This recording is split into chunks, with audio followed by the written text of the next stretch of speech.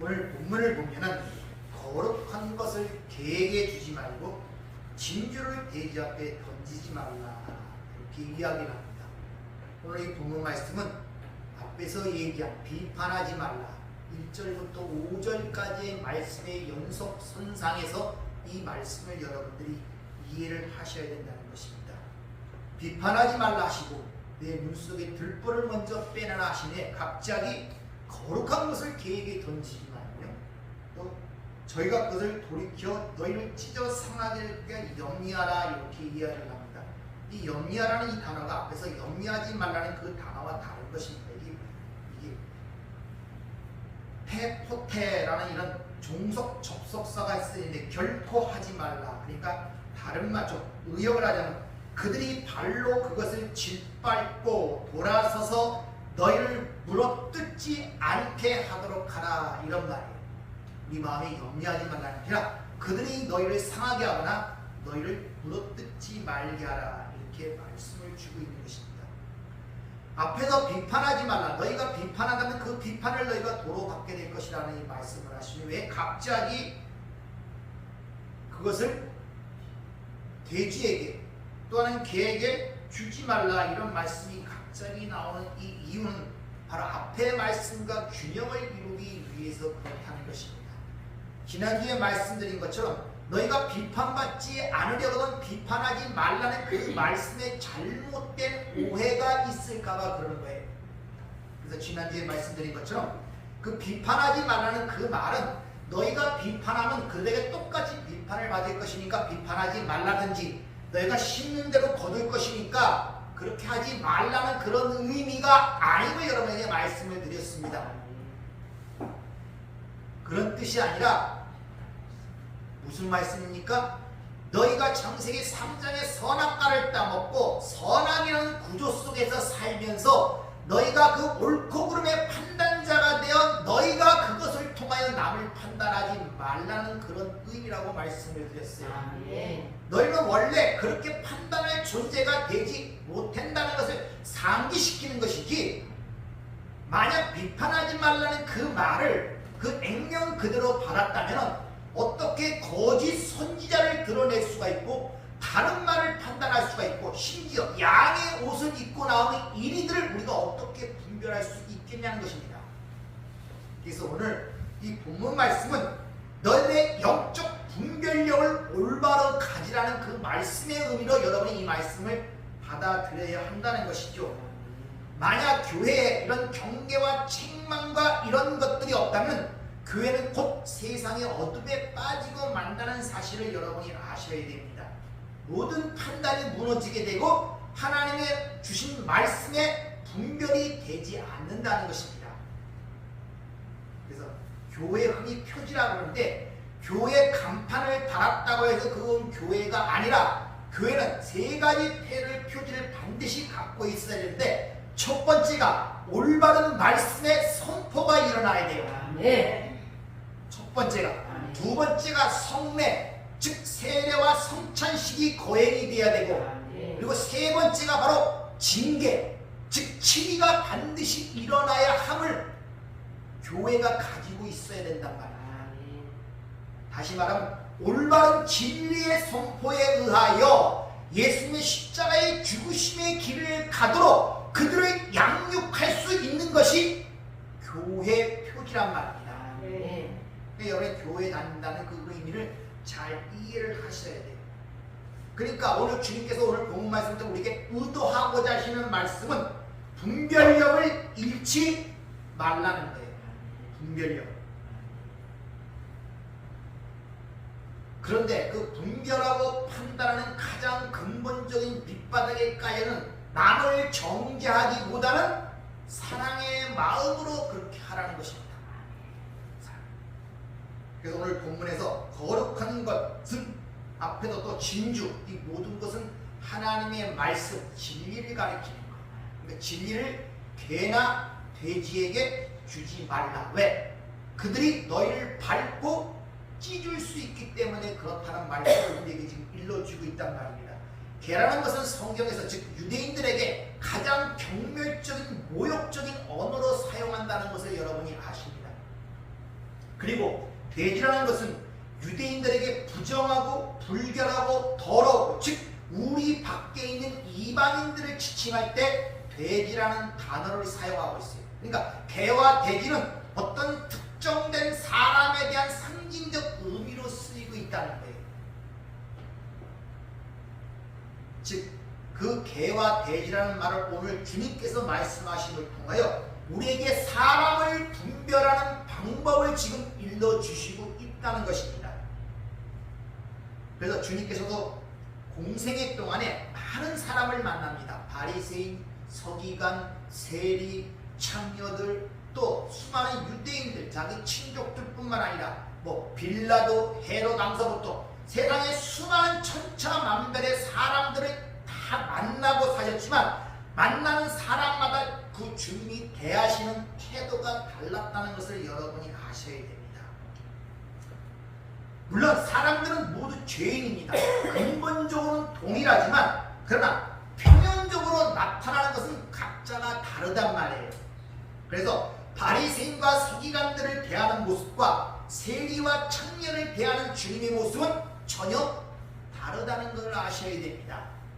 바리새인과 서기관들에 대할 때는 독사의 새끼나 마귀의 자식이냐 엄중한 경고의 말씀을 통하여 그들에게 대하지만 오히려 세리와 창녀들을 대할 때는 그들의 위로와 격려와 그들의 용기를 주는 모습으로 그들을 대하는 주님의 모습이 성경에 드러나죠. 그리고 빌라도 앞에서는 여러 가지 말을 통해서 답변을 하지만 헤로다 앞에서는 아무 말도 안 하셨다고 이야기를 합니다. 이렇게 주님은 사람마다 대하는 태도와 어떤 분별력을 갖고 사람을 대했다는 것을 여러분이 아셔야 돼요. 따라서 우리는 어떤 사람에 대해서 복음을 전할 때 이 사람이나 저 사람이나 똑같이 대하여 똑같은 방식으로 복음을 전하는 만큼 비극적인 일이 없는 것입니다. 왜 여러분들이 가족들에게 복음을 전하는 게 힘든지 아십니까? 똑같이 전해서 그래요. 세상 사람이나 가족이나 똑같이 대하고 똑같이 복음을 전한단 말입니다. 차이를 두지 않기 때문에 문제가 생기는 거예요.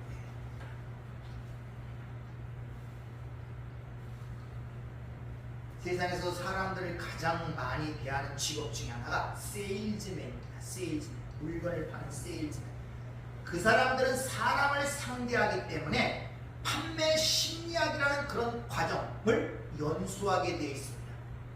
즉 사람에게 상품을 팔려면 그 사람의 심리를 잘 알아야 할 뿐만 아니라 그 사람을 대하는 방법도 잘 알아야 돼요. 뿐만 아니라 자기가 팔아야 할 상품도 잘 알고 있어야 돼요. 그런 것이 없이는 세일을 하지를 못합니다. 그러니까 세일을 잘하는 사람들은 사람들의 심리를 잘 알고 그들이 대하는 방법도 잘 알 뿐 아니라 내가 팔아야 할 상품이 무엇인가를 잘 아는 사람들이 세일을 잘한다는 것입니다. 그런 것이 무조건 이 사람만 아니라 저 사람만 아니라 똑같은 방식으로 물건을 팔려는 사람들은 물건을 팔지를 못합니다. 여러분 사람마다 차이점이 있음을 아셔야 돼요. 네. 우리가 그런 것들을 잘 남하고 비교할 줄 알았지 차이점을 인정을 안 하려고 해요. 사람을 대해 특히 그것이 어디서 가장 잘 나타나느냐 가족이라는 관계 속에서 차이점을 분별하려고 하지 않아요. 거기서 문제가 생깁니다. 남들과 비교하고 제가 생각하는 기준에서 모든 걸 보려고 한단 말이에요. 따라서 복음을 전하는 하나님의 백성들은 무엇보다 사람을 알기 위해서 성경을 잘 알아야 해요. 아멘. 성경을 통해서 하나님을 알게 되면 사람을 알게 돼요. 왜? 사람은 하나님이 만드신 피조물이기 때문에 그렇다는 것입니다. 아멘. 그래서 사도 바울도 그 서신서를 보면 내가 유대인에게 유대인처럼 행하고 이방인에게 이방인처럼 행했다 그래요. 왜? 유대인을 구원하고자 위해서 유대인처럼 행했고 이방인들을 구원하고자 이방인처럼 행했다고 그렇게 이야기를 하고 있단 말입니다. 이같이 이 세상에 다양한 유형의 사람들이 다양한 삶을 살아가고 있는데 그 사람들의 삶의 유형을 따라 사람의 차에 따라 복음을 전해야지 그런 건 아무 상관없이 그냥 일방적으로 내가 아는 복음을 전하는 것은 상당히 비극적인 일이라는 사실을 아셔야 된단 말입니다. 때로는 그 사람들의 뒷밥을 받기도 하고 그 사람들의 물려뜯기도 하는 원인이 바로 거기 있는 것을 여러분이 아셔야 된단 말입니다. 주님께서 베드로에게 사람을 낚는 어부가 되게 하라고 그러죠. 그 물고기를 낚으려면 반드시 미끼가 있어야 되는데 요만한 송사리 낚는 미끼랑 큰 배어를 낚는 미끼랑 똑같을 수가 없어요.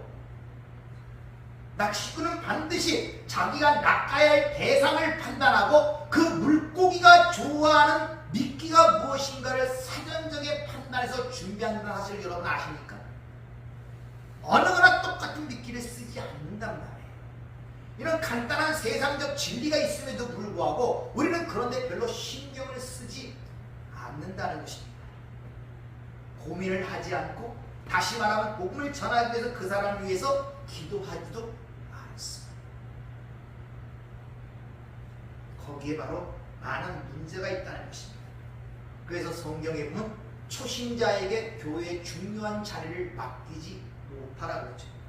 초신자는 아직 영적 분별력이 없어요. 자기 은혜 받은 것만 알지 그때 열정은 있고 힘은 있는데 영적 분별력이 없단 말입니다. 그래서 실수가 많고 어려움을 당하는 경우들이 나타나고 있단 말입니다. 초신자의 특징이 바로 거기서 그들에게는 교회의 직분을 맡기지 말라고 성경은 그렇게 이야기를 하고 있단 말입니다. 따라서 우리는 하나님의 복음, 이 진리를 전하는 방법을 매우 조심해야 한다는 것을 우리에게 가르쳐 주시고 있다는 것입니다.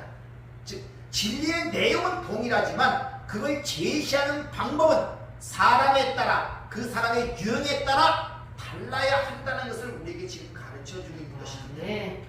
따라서 우리는 사람을 분별하는 방법을 배워야 되는데 그것은 우리가 이 땅에서 이런 사회적 심리학이나 그런 내 경험에 의해서 한 것보다는 성경에서 말하는 사람에 대해서 알아야 돼요. 근데 가장 먼저 그 성경에 대해서 사람을 알려면 누구를 알아야 됩니까? 나를 알아야 돼요.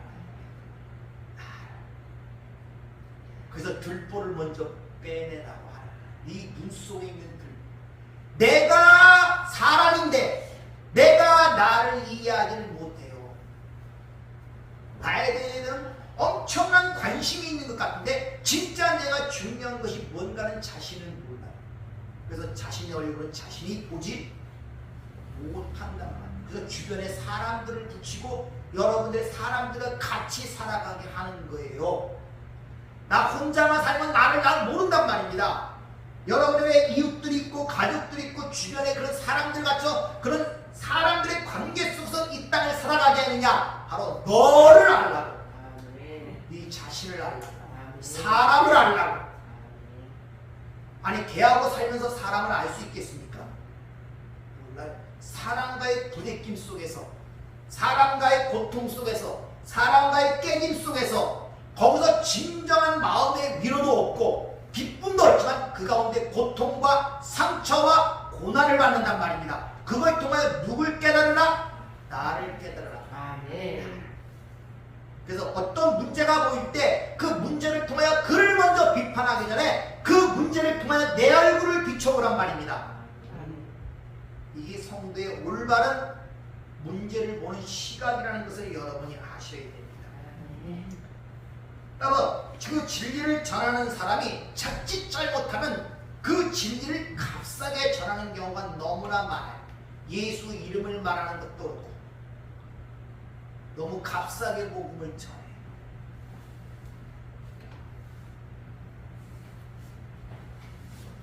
그런 과오를 범할 수 있기 때문에 우리가 점점 더 진리 안으로 들어가요. 그 사람의 경중과 내가 가진 만큼만 전할 수밖에 없어요. 그 예수가 기껏해야 내 삶 속에 내 판을 고쳐주는 정도의 수준이면 그 정도뿐이 전해주지 못합니다. 진짜 나를 지옥의 멸망 속에 있었던 자임을 깨닫고 거기서 건져진 구속의 은혜를 아는 그 감동과 깊이와 그 높이가 있을 때만이 그게 전달이 될 수가 있단 말입니다. 그런데 본인이 그렇게 되기 전에 교회에 오면 뭐부터 시킨다? 그 예수부터 전하라고 그러죠.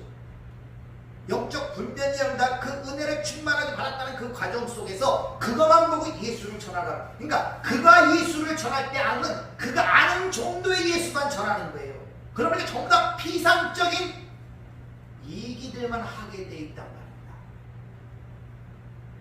그러다 보니까 많은 사람들이 진짜 안으로 들어와 예수와 연합되어 결합된 상태, 연합한 상태에서 살아가는 것이 아니라 떨어진 상태, 쉽게 말하면 내 밖에 예수만 믿고 살아가는 그런 아주 하급적인 그런 신앙생활을 하는 분들이 너무나 많다. 그래서 항상 그들의 신앙생활은 보이는 것에 의하여 좌지우지가 됩니다.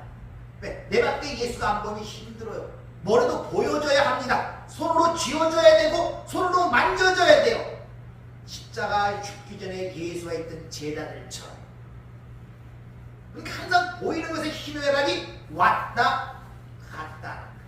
하나님의 은혜와 사랑과 섭리를 전부 다 이 세상이 표현하고 기준하고 판단한 것에 의하여 이게 복이다, 이게 벌이다 라는 그 수준에서 벗어나질 못해요. 그러니까 힘들어요. 어렵고 자유가 없어요. 이상하게. 소망이 갈수록 넘치는 게 아니라 더 줄어들어요. 그때 젊었을 때는 그래도 활발하게 전도도 하고 뭐 프로그램을 통해서 남을 돕는 가도 밥이라도 퍼주고 그런 생활을 열심히 해서 그걸 통해 내 위로를 받았고 하나님을 믿는 것 같은 나름대로의 걸 갖췄는데 나이가 먹어갈수록 그게 됩니까? 모든 건 살아있기 시작하지. 그러니까 그걸 의지하고 그걸 신앙이라고 생각하고 살아가는데 점점 그런 것들이 사라지네. 이제 나가서 밥할 힘도 없고 그러니까 전도할 힘도 없고 자꾸 소망이 사라지는 거예요. 몸은 점점 늙어가지.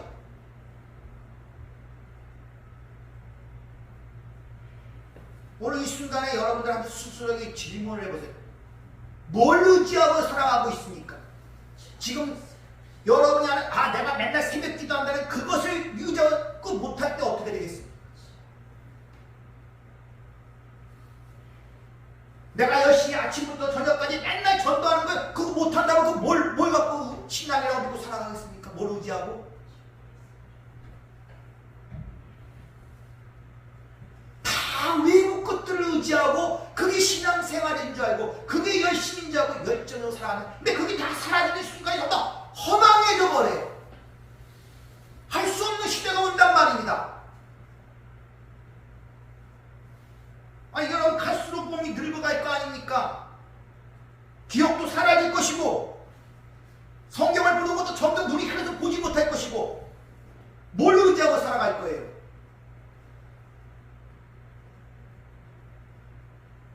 여러분 안에 하나님의 말씀이 진리로 내 마음에 대입자는 절대 여러분 어떤 거로부터 위로를 받을 수가 없어요. 왜? 세상 것은 다 소멸하고 부패해지기 때문에. 그러니까 안달이 나니까 이러지도 못하고 저러지도 못하고 점점 희망이에요.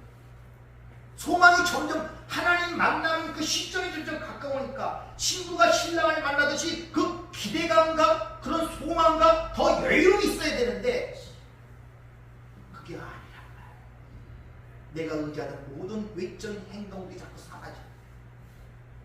옛날에 열정적으로 기도할 때 응답도 되고 병도 낫고 뭐 이런저런 기적도 본 것 같고 감동도 있었고 뭐 여러 가지가 있었는데 그런 것이 이상하게 하나하나 사라져간단 말이에요. 갈수록 그 안에 진리가 마음이 되어 있지 못하면 그 신랑이 왔을 때 그 잃어버린 하나를 찾으러 왔을 때 그 안에 뭘 보냐? 자기를 보는 거예요. 말씀 그 진리가 있는가를 보는 거예요. 여러분의 외모를 보는가 아니란 말입니다. 여러분이 이 땅에서 얼마큼 많은 일을 했는가 얼마큼 성숙해졌는가 그걸 안 본다니까요. 여러분 안에 있는 걸 본단 말입니다. 그 진리가 있는가. 그를 통해서 위안을 받고 소망이 좀 더 커져가야지. 보이는 것들을 의지하면 그건 점점 사라져 가게 돼 있어요. 신앙생활 20년, 30년 정도 되고 그렇게 되면은 이제는 어디서 외딴 곳, 어떤 곳 무인도 혼자 갔다라도 혼자 내 안에 주님과 함께 아무런 걱정 없이 살아가는 위치가 돼야 돼요. 왜? 그들이 진짜 진리로 인해 세상으로부터 자유함을 가진 자이기 때문에 감옥에 있든지 요양원에 있든지 무인도에 있든지 아무 상관없습니다. 그렇게 돼야 된단 말이에요. 근데 자식이 떠나면 힘들어지고 그것 때문에 외로워지고 세상이 슬퍼지고 할 것이 없어 두리번 되고 이러면 안 된단 말이에요. 그럼 지금까지 도대체 누구와 동행을 했냔 말이에요. 누구와 그 하나님을 어디나 버려주고 누구를 의지하고 살았냔 말입니다. 그게. 그러니까 그게 얼마나 모순된 신앙생활을 하는지 몰라요. 그래서 자꾸 자신을 질문을 하고 돌이켜보라고 여러분의 말씀을 드리는 거예요. 내가 어제 아이들과 예배를 드리면서 그들에게 너희 30세가 됐으니까 너희들의 인생을 앞으로 질문을 하면서 살아가야 돼. 질문을 하면서 내가 왜 살아야 되는가? 어디로 가고 있는가? 항상 그 질문을 통하여 네 삶을 측정하고 판단하고 나가야지. 질문하지 않고 살아가면 딴 데로 가요. 100% 딴 데로 갑니다. 그 젊은 나이에 아직도 세상의 삶이 눈을 가려서 아직도 귀에는 안 들어오겠지만 하여튼 그렇게 제가 얘기해요. 질문을 하면서 살아가요. 내가 왜 살아야 되는가? 어디로 가고 있는가? 내가 믿는 자인가? 내가 하나님이 살아계시는 확실히 믿는 자인가? 구원받은 자인가? 이런 근본적인 질문에 확답이 되어 있지 않으면 안 돼요. 그게 우리가 질문하여 끊임없이 고민하고 탐문하면서 고통을 받으면서 갈등을 느끼면서 의심하면서 끊임없이 가면서 그 하나하나 해결해 가는 것이 신앙생활이란 말입니다. 여러분들. 다른 것이 아니라 질문들을 해보셔야 돼요. 질문들. 그 얘가 여러분들에게 질문을 많이 하는 이유가 바로 거기 있는 것입니다. 요한복음 4장에 보면 사마리아 여인이 나오죠. 이 사마리아 여인이 예수님 이제 신부를 찾아와요. 근데 신부가 이제 엉뚱한 얘기를 합니다. 우리가 예배를 어디서 드려야 됩니까? 하나님이 어쩌고저쩌고 얘기를. 그래야 주님이 거기에 대꾸를 하는 거, 그에게 강장 필요한 거. 너는 지금 타락한 죄 가운데 있어. 거기서 구원을 받아야 할 존재지. 지금 예배가 무엇이고 어디서 드려야 할 그런 걸 토량할 존재가 아니라는 것을 그에게 말을 하죠. 가장 필요한 것이 무언가를 알아야 된단 말이에요. 어떤 미끼를 써야 할 줄 알아야 된다. 여러분 가족들 구원하고 싶습니까? 복음을 전하고 싶습니까? 그들이 가장 필요로 하는 게 무언가를 보란 말입니다. 말씀에 검을 들었으면 검을 사용할 줄 알아야죠. 검을 사용하는 방법이 있어야죠. 그런 거 아무 생각 없이 우리는 죄이니까 죄 가운데 구원받아야 돼. 예수 안 믿으면 넌 지옥 가. 그 역효과 이렇게 역효과. 굉장히 그게 맞는 말이지만 그 적합한 믿기는 아니란 말입니다. 아직도 단단한 음식을 못 먹는 이유식만 먹는 아이에게 현미밥 주는 거예요. 그런데 내가 그걸 먹고 소화를 시키지 못하니 문제가 생깁니다. 그래서 신앙생활도 영적 유아기가 있는 사람이 있고 단단한 음식을 먹을 수 있는 차이가 있다는 것을 여러분들 아셔야 됩니다. 신앙생활을 가지고. 그러니까 어떤 이에는 유아기처럼 젖을 줘야 되고, 그러니까 말씀에 초보가 되지도 못한 자에게 단단한 음식을 주어봤자 아무런 소용이 없단 말이에요. 그래서 히브리서 5장 12절 때가 오래되었으므로 너희가 마땅히 선생 남에게 가르치고 전해줄 터이가 되는데 너희가 다시 하나님의 말씀의 초보에 대하여 누구에게 가르침을 받아야 할 처지, 다시 처음부터 그것을 배워야 할 그럴 처지로 있단 말입니다. 단단한 음식은 못 먹고 젖이나 먹어야 할 자가 되었도다. 이는 젖을 먹는 자마다 어린아이니 의의 말씀을 경험하지 못한 자요 단단한 음식은 장성한 자의 것이니 그는 지각을 사용함으로 연단을 받아 선악을 분별하는 자들이니라. 쉬운 말로 영적 유아기들은 간단해요. 내게 싫고 내가 아프고 고난스러우면 이게 다 하나님이 버리고 징계예요. 싫어요. 나에게 무익하다고 생각, 나쁘다고 생각하지. 이게 영적 유학이에요.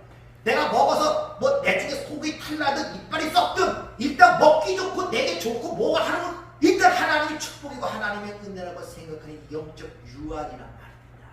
이게 단단한 음식을 못 먹는 자들의 특징이란 말입니다. 그러나 단단한 음식을 먹는 자는 뭐를 먹든지 거기서 하나님의 섭리를 발견하고 배움을 받고 그 은혜에 감사하며 그 은혜에 만족하는 자가 바로 단단한 음식을 먹는 거예요. 그러니까 환경이 어떻게 오든지 아무 상관없어요. 왜? 그것이 모든 게 합력하여 선을 이룰 줄 알고 그게 나의 유익이 되는 것을 알기 때문에 민감하게 모든 면에서 하나님의 손길을 보는 것입니다. 질병 가운데도 보고 고난 가운데도 보고 고통 가운데도 보고 내가 보안 가운데도 보고 다시 말해 일체에 자족하는 비결을 가진 자, 그것이 단단한 음식을 먹는 자들.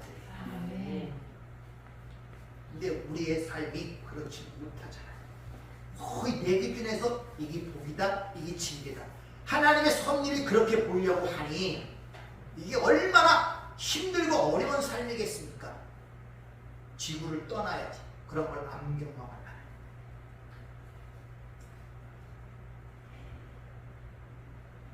성경이 넣은 자에게는 죄라는 문제, 이 죄악의 결과로 이 사람을 하나님의 진리에 대하여 개와 돼지로 만들었다는 것을 여러분이 아셔야 됩니다. 죄라는 것은 곧 무지예요. 눈뜬 소경이란 말입니다. 길을 잘못 가면서도 잘못 가는지를 모른단 말입니다. 그러니까 죄는 곧 어둠이며 무지입니다. 몰라서. 그러니까 죄는 그 진리에 대하여 적개심을 갖게 된 특징이 하나님의 말씀에 대하여. 그래서 로마서 8장에 보면 육신의 생각은 하나님과 원수가 된다는 말씀의 의미가 바로 그런 것입니다. 그러니까 하나님을 없다고 하는 자들은 필연적으로 하나님을 미워하게 되어 있다는 것이죠. 이렇게 죄라는 문제는 인간의 겉모습뿐만 아니라 그 안에 영과 혼과 관절과 골수까지 침투하여 전인적 타락을 시켰다는 거예요. 다시 말하면 요만하게 회복시킬 구석이 하나도 없기 때문에 죄와 허물로 죽은 자라고 성경은 선언하고 있다는 것을 아셔야 됩니다. 이것이 올바른 신앙생활을 여러분이 하고 계시다면 신앙생활을 하면 할수록 그걸 느껴요. 아, 내 안에는 선한 구석이 하나도 없구나. 그전에는 이거 괜찮다고 생각했는데 내 안에 이런 면이 있었구나. 적나라하게 하나님이 그것을 까부시기 시작하는데 그걸 내게 보여줌으로 말미암아 내가 내 자신을 볼 때 혐오하게 만든단 말입니다. 그래서 하나님 은혜가 아니면 나는 견딜 수가 없는 존입니다. 기도할 수밖에 없게 만든단 말이에요. 네. 인간의, 내가 요새 그 CIS라고 그 범죄를 다루는 그 드라마가 있습니다. 인간의 악행만, 그러니까 범죄한 것들을 분석하여 죄를 잡아들이는 그런 연애, 그러니까 인간의 악함만 나와요. 근데 인간이 얼마나 많은 짓을 할 수 있는지 거기서 진짜 내 상상 밖이에요. 사람들이 저지른 범죄를 기반으로 하여 드라마를 만든 건데 어찌 사람이 저렇게까지 만들고 저렇게까지 할 수가, 상상 밖의 일을 한다니까요, 인간이. 내 상식을 뛰어넘는 일들을 한다니까요. 어떻게 저렇게까지 인간들이 할 수 있을까? 짐승보다 진짜 못한 자들. 짐승은 차라리 저러질 않아요. 자기 먹이를 위해서 잡아서 먹을 뿐이지 그렇게 하질 않아요. 시체를 갈라놓는다든지 달아놓는다든지 파헤쳐서 눈을 뺀다든지 그 앞에 땅도 심어놓는다든지 별짓을 다 하는 그런 인간들의 특성을 보면서 맞습니다. 내가 저런 데서 살았습니다. 내가 저런 자였습니다. 왜? 아담의 혈통에 내 안에 그런 잠재적 그 DNA라는 것이 다 있어요. 환경이 그렇게 주어지면 장담을 못하는 거예요. 나는 그보다 낫다? 진짜 그런 환경에 보내볼까요? 그들 뭐 낫다고 장담할 수 있겠습니까? 맞습니다. 근데 우리는 항상 그런 걸 깨닫지 못하고 잔인하다 그러고 바리새인들처럼 세리와 같다 그러고 죄인이다 그러고 나도 같은 인간임을 깨닫지 못하는 거예요. 자기 실체를 보질 못한 상태. 거기서 복음을 전하니 거기에 무슨 감동이 있으며 성령의 역사가 드러나겠냐 말입니다. 나는 항상 나은 상태에서 전하는 거예요.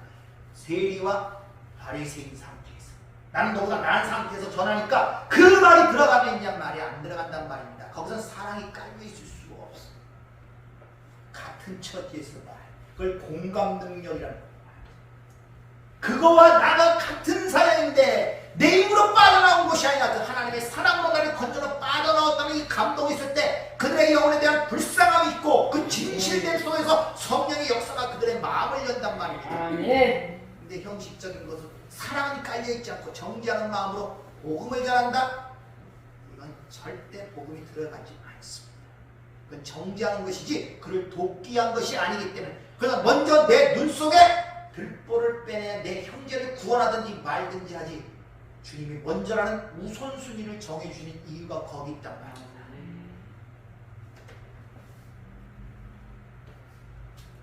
따라서 인간은 이 죄와 마귀의 지배 아래 있기 때문에 개와 돼지의 짐승의 상태로 우리가 살아가고 있다는 것을 아셔야 됩니다. 전도서 3장 18절 하나님은 그들을 시험하시나니 그들이 자기가 짐승과 다름없는 줄을 깨닫게 하려 함이니라.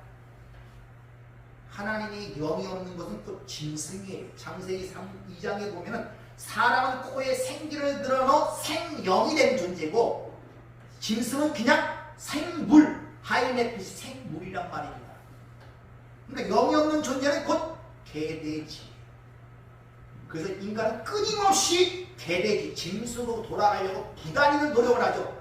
그래서 원숭이가 인간의 모형으로 만들자고자 엄청나게 노력을 하죠. 수십 년 동안 고리라와 오랑우탄과 살면서 인간의 유산점을 하나 찾아냈다가 갖고 그걸 배에서 특별해갖고 그 유인원이 발달해서 인간이 되었다라는 식으로 대부분 다 그걸 믿고 있잖아요. 어떻게든지 인간의 조상을 짐승으로 만들어낸 그 속속에 진리가 있단 말입니다. 이렇게 인간은 짐승으로 돌아가요. 스스로들 고백하지 않아요? 사람이 개보다 못하다. 그렇게 안 그럽니까? 인간 스스로 이렇게 고백을 하고 있다니까요. 스스로 짐승이라고 얘기를 하는 거예요. 하나님까지 이 사회나 이 세상에 돌아가는 모든 현상 속에는 다 하나님의 뜻과 그 진리가 함의되어 있는 것들이에요. 우연히 내린 것은 아무것도 없습니다. 어찌 하나님의 뜻을 떠나서 존재하는 것들이 있겠냔 말이에요. 모든 면이 다 그래요. 동성애가 판치는 것도 그렇고 다 마찬가지입니다. 여러분 삶 속에. 따라서 인간은 반드시 거듭나야 된다고 얘기를 하잖아요. 다시 태어나야 된다는 거예요. 뭘 고쳐서 가르쳐서 될 문제가 아니라고 얘기를 하는 거예요. 여러분 항상 얘기 드리지만 여러분의 모든 신앙생활의 실패와 어려움이 어디서 나냐? 자꾸 나를 고쳐서 뭘 만들어내려고 스스로 생각하고 그걸 신앙생활이라고 생각한다니까요. 그 옛사람을 죽이려고 하지 않고 장사가 되었다고 인정하지 않고 자꾸 그 옛사람을 자꾸 살려내려고 그래요. 그 좋은 사람으로 착한 사람으로 선한 사람으로 왜 그런 줄 모르겠어요. 그 옛사람은 죽고 새 사람으로 살아야 되는데 새로운 곳으로 가야 되는데 거기에 이게 되진 않아요. 여러분 옛사람 고친다고 고쳐집니까? 고쳐놨어요 여러분?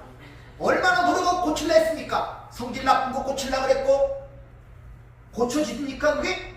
아니요. 잠시 잠깐 참을 수 있어도 조금에 또 나와요. 어쩔 수 없습니다. 육에 속한 것은 육이란 말입니다. 근데 그걸 고쳐서 어떻게 선하고 착하게 만들어서 훌륭한 사람으로 만들어서 내가 하나님의 백성이 되었다는 걸 보이려는 그런 신중의 의도를 갖고 신앙생활을 하는 분들이 많다니까. 아니 그건 죽었다니까요. 옛사람은 예수 함께 십자가에 못 박아 장사됐다고 선언하는데 거기에 참여하지 않고 이제 새롭게 온 그 영, 새 영, 새 마음, 새 것을 통하여 거기에 영향을 주어 그것을 살리려는 노력을 하지 않기 때문에 신앙생활이 맨날 거기서 거기란 말입니다. 결국 우리가 질문하고 고통스러운 문제는 그 문제가 그 문제예요. 뭐 다양하게 보이고 왔습니까? 다른 문제가 있으니까 아니 똑같은 문제예요 여러분들. 자세히 보세요. 똑같은 문제 똑같은 문제. 다른 문제 하나도 없어. 똑같은 문제 갖고 맨날 내가 이쪽 가서 보고 힘들고 저쪽 가서 힘들고 왜 그걸 떠나지 못하고 그걸 어떻게 고쳐갖고 좋게 만들려고 생각을 하기 때문에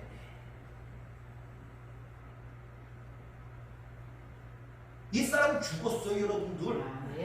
뭘 지금 붙들고 갑니까? 옛날 김씨집안에 태어나고 거기서부터 어렸을 때부터 상처받고 고통받고 힘들게 살아오고 막 하겠든 그것이 여러분입니까? 예수 믿기 전에 그 사람은 죽었다니까요. 네.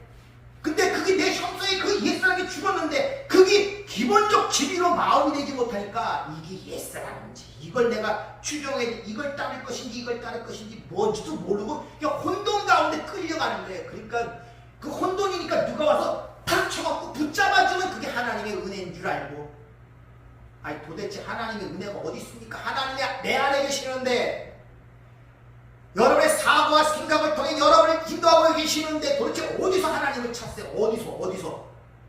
네? 내 안에 하나님이 계시다면서요? 내 말이 너희 안에 있다고 얘기했지 않습니까? 그 영이 우리 안에 있어요. 왜? 영이 아니면 예수, 성령이 아니면 예수를 주라 시인할 수 없고 하나님을 아버지라고 부를 수 없다고 얘기하는, 그러면 예수를 주라고 시인하는 내 상태는 내 안에 영이 있다는 것인데, 말씀이 있다는 것인데, 도대체 어디서 여러분 듣고 어디서 뭘 감당하려고 얘기합니까? 거기에 참여하지 않아서 그래요. 왜? 하나님의 말씀을 진리로 마음으로 갖는 것이라 윤리, 도덕적, 세상적으로 받았고 어떻게든지 내 나쁜 것들을 고쳐서, 습관을 고쳐서 좋은 사람을 만들어서 사람들이 볼 때 야 진짜 예수 믿는 사람 맞네, 이런 심보가 그 밑에 깔려있단 말입니다. 왜 거기에 청렴하고 살아갑니까? 왜 그걸 못 놓습니까? 그게 내 안에 안 보이니까 그래. 분명한 선이 안 보이니까 그래요. 야 요건 죽어야 할 것, 요건 살려야 될 것, 분명한 선이 보이면 당연히 이쪽을 선택하죠. 이쪽은 사는 쪽이고 좀 죽은 건데 내 안에 사는 거 죽은 거 뭔지도 모르니까 혼돈이 되는 거예요. 그래서 너희 앞에 복과 저주를 두었나니 오늘 생명의 길을 택하라고 저기 신명에서 모세가 얘기하잖아요. 그게 우리 밖에 뭐 이렇게 놓고 이거 택하라 그 얘기가 아니라 네 안에 그거 있단 말입니다. 그 생명을 택하지 왜 하나님의 저주를 택하냐 말이에요. 왜 그 옛사람을 자꾸 붙들고 늘어지냔 말이에요. 우리는 거기서 참 헤어나기 얼마나 힘든지, 내 안의 실체를 깨달을 때만이 그걸 내가 이길 수가 있고 그쪽이 아닌 새 사람 쪽에 내 방향을 틀 수가 있단 말입니다.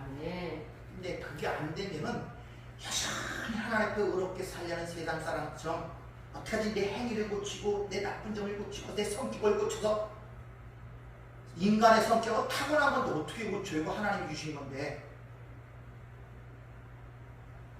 예수 믿고 성품, 물론 변화가 있습니다. 진정한 변화는 그 예수의 성품이 나오게 되어 있단 말입니다. 그러나 진짜 우리가 태생적으로 타고나면 절대 못 고쳐요. 잠시 숨겨줄 뿐이지. 그걸 외식이라고 하잖아요. 연기. 그래서 평소에 성질이 더럽게 나빠도 연기할 때 그 역할은 차라리 연기자들을 스타라고 하는 거예요. 히포크라테스. 연기하면 안 돼요, 여러분들. 그러니까 괜히 성질 나는데 기분 나쁜데 그거 내가 예수 믿으니까 꾹 참고 눌러 살고, 연기라니까요. 그거 연기라니까요. 그럼 빨리 깨달아야죠. 이게 연기, 이거 죽어야 될 건데 내가 왜 여기 집착하고 있는가 하고 방향을 틀어야 될 거 아닙니까?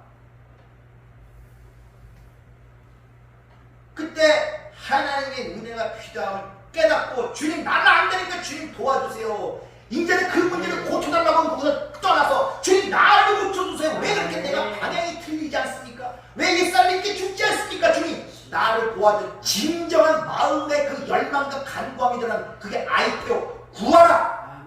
그 다음 구절이 구하라 라고 나오는 것입니다. 그래서 성경은 반드시 진리로 가르치는 자가 있어야 됨을 우리에게 일러주고 있습니다. 사도행전 8장을 보면 에디오피아 내시가 예루살렘에 예배하러 갔다가 그 마차 위에서 성경을 보죠. 그럴 때 빌립이 옆에 있다 접근하여 묻습니다. 읽는 것을 깨닫느냐? 그러나 내시가 이같이 대답합니다. 지도해주는 사람이 없으니 어찌 깨달을 수 있느냐? 즉 성경 하나님의 말씀은 해석하는 자가 필요하단 말이에요. 그래서 반드시 구약에도 선지자가 필요한 거예요. 하나님이 직접 말씀하지 않고 기름을 부어 자기의 말을 전하는 선지자로 선택하는 이유가 그 말은 그대로 그들에게 주면 죽는단 말입니다. 왜? 율법으로 들을 수가 없기 때문에. 그래서 반드시 그 말씀을 해석하는 자가 필요한데 그들이 바로 예언자, 선지자라고 얘기를 하고 있단 말입니다. 즉 성경을 나눠주고 그걸 읽는 것이 중요하지만 그것으로 안 되는 거예요. 그걸 가르치는 자가 반드시 있어야 된단 말입니다. 그래서 마태복음 13장에 보면 천국의 그 비밀을 비유로 말한다고. 파라볼로 비유. 근데 그 비유로 말하는 이유를 이렇게 얘기합니다. 이사야 6장 말씀을 인용해서 그러므로 내가 그들에게 비유로 말하는 것은 그들이 보아도 보지 못하며 들어도 듣지 못하며 깨닫지 못합니다. 반드시 그 하나님의 말씀에 대하여 해석하는 자가 있어야 돼요. 그래서 세상을 상징하는 애굽의 바로왕의 꿈을 해석한 자도 요셉이고, 세상을 상징하는 바벨론의 그 느부갓네살의 왕의 꿈을 해석한 자도 다니엘이란 말입니다. 여러분, 이 세상의 꿈을 해석하는 자가 저와 여러분이란 말입니다. 근데 그 꿈 속에 들어가 그 꿈과 함께 같이 꾸고 있습니까? 지금 그 꿈을 같이 꾸고 있어요? 네가 옳으냐 내가 옳으냐, 이 사람 정죄하고 저 사람이 이 문제 이 문제 거기에 맨날 휘둘려갖고 그게 같이 꿈을 꾸는 거 아니고 뭡니까? 거기서 해석하는 자라니까요. 그 꿈의 내용이 뭔지. 아멘. 꿈의 내용이 뭔지. 아멘. 반드시 성경은 가르치는 자가 있어야 한다는 것이죠. 그래서 베드로후서 1장 20절을 보면 먼저 할 것은 성경의 모든 예언은 사설에 풀 것이 아니니 예언은 언제든지 사람의 뜻으로 낸 것이 아니요 오직 성령의 감동하심을 받은 사람들이 하나님께 받아 말하는 것입니다. 네 뜻대로 마음대로 하나님의 말씀을 설명하거나 해석하면 안 된다는 거예요.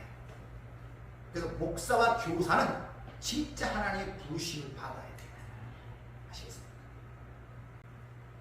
그때부터 이 주위에 떠들고 나오는 모든 말들의 실체가 보이기 시작하는데 무서울 정도로 그것이 얼마나 잘못된 것을 진짜 깨닫기 시작했단 말입니다.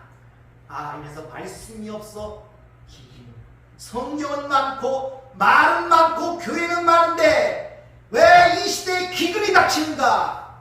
말씀을 듣지 못한 기간. 이 아모스 8장의 이야기가 너무 가슴이 와닿더라고요. 절대 하나님의 그 생명의 말씀이 내 안에 마음 진리가 되지 못하면 어떤 경우도 이런 자유함을 얻을 수가 없어요. 이 세상을 벗어날 수가 없습니다. 아멘. 못 끊어요, 절대. 그래서 말씀을 검이라 그럽니다. 아멘. 누가 영과 혼을 치유할 도구가 세상에 뭐가 있습니까? 뭐가? 예? 말씀밖에 없단 말이에요. 아멘. 그 가장 중요한 건 인간의 영혼인데 그게 고쳐져야 나머지가 뭐 해결되지 말는데 그걸 고칠 수단이 세상에 없잖아요. 없단 말이에요. 그래서 반드시 하나님의 말씀은 해석하는 자가 있습니다. 말씀을 가졌으나 이해할 수 없는 사람들에게 반드시 그 말씀을 해석해주는 자가 필요하기 때문에 성경은 항상 주의할 자가 누구냐? 거짓 선지자, 적그리스도, 거짓 교사, 다른 영, 그렇게 강조하여 얘기하는 거예요. 거짓 선지자는 밖에 있는 것이 아니라 교회 안에 있단 말입니다. 주님은 승천하시면서 이렇게 부탁하시죠. 마태복음 28장 20절. 내가 너에게 분부한 모든 것을 가르쳐 지키게 하라. 이게 디다스코스테, 천재 명령에 너희들은 반드시 이것을 가르쳐야 한다. 지금 현재형이니까. 그러니까 아우트, 텔레이. 그것은 동분사 현재이다. 현재 너희가 그것을 간직하고 있어야 된다. 뭐야? 내가 너에게 분부한 판타소사, 텔레이멘, 휘멘. 내가 너희 안에서 완성하고 이루어진 그것을 반드시 네가 소유하고 있어야 돼. 이런 말이란 말입니다. 가르쳐 지키야. 내가 너희 안에서 완성하고 성취한 너희 그거 잃어버리지 말고 속에 간직하고 있어. 네. 그걸 너희는 반드시 가르쳐야 돼. 그 이야기를 하고 승천하십니다. 그래서 구약에서 이스라엘 백성들이 가장 많이 암송하는 구절이 하나죠. 신명기 6장. 오늘 내가 내게 명하는 이 말씀을 너는 마음에 새기고 내 자녀에게 부지런히 가르치며 집에 앉았을 때든지 길을 갈 때든지 누워있을 때든지 일어날 때든지 이 말씀을 강론할 것이며 너는 또 그것을 내 손목에 매어 기호를 삼으며 내 미간을 붙여 표로 삼고 또 이 내 집 문설주와 바깥문에 기록할지니라. 아멘. 이렇게 우리가 그 말씀에 대해서 내 눈에 들보를 빼내려면 하나님의 진리가 내 것이 돼야 돼. 아멘. 그러지 않고 나를 볼 수가 없다는 것입니다.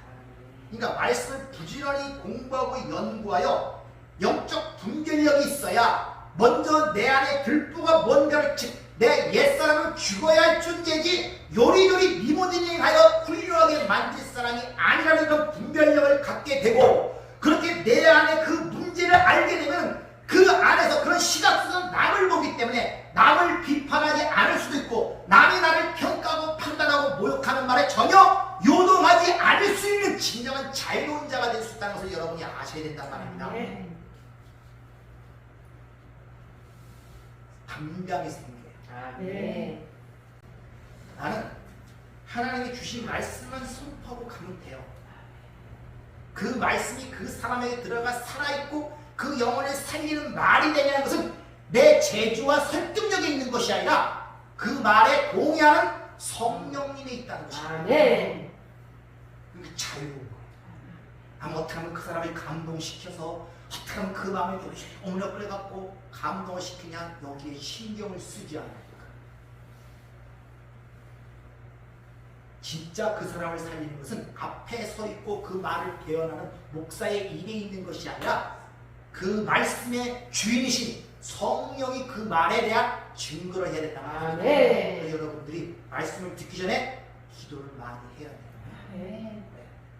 개떡같이 말을 던지더라도 내 안을 착착 달라붙는 진리, 그것이 뭐라 했습니까? 예수 이름으로 기도한다의 내용이라고 말씀을 드렸죠. 내가 욕망해서 내가 간절하면서 내가 필요한 것들을 다 구하지만 그게 하나님 보시기에 필요치 않고 유익치 않을 것이단 말이에요. 그러니까 그것이 진리가 되어 진짜 양식이 되어 나에게 주세요 하는 그 말이 예수 이름으로 기도합니다. 그 말씀의 의미라고 하죠. 단순히 예수라는 호칭을 통해서 그분을 부르는 것이 아니라.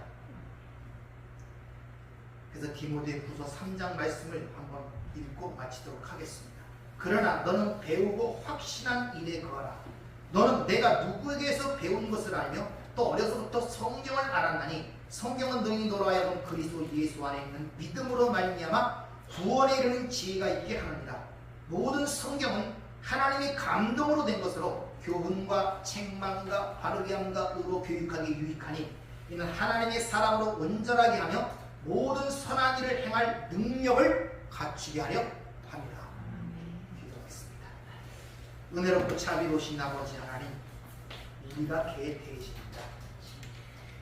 어찌 그 말씀을 우리가 깨닫고 알 수가 있겠습니까? 그러나 그 아들을 통하여 우리에게 성령을 주심으로 하나님께서 주신 말씀이 이 개와 돼지 같은 저희들에게도 이제 진리의 말씀으로 들리기 시작했습니다. 주님, 이 말씀이 내 안에서 살아 역사하시는 증거가 우리 삶 속에 보여지도록 하게 하시고 우리를 주의 손으로 내버려 두지 마시옵소서. 잠시라도 심장이 뛰지 않으면 우리가 죽은 것 같이, 잠시라도 하나님의 은혜가 내게 임하지 않으면 우리는 세상을 바라볼 수밖에 없고 발걸음이 글로 갈 수밖에 없습니다. 주님, 심장이 항상 뛰듯이 주님의 은혜가 항상 이 마음과 이 생각을 놓지 않고 주님 만나는 그날까지 이 몸을 인도하여 주시옵소서. 예수님 이름으로 기도하옵나이다. 아멘.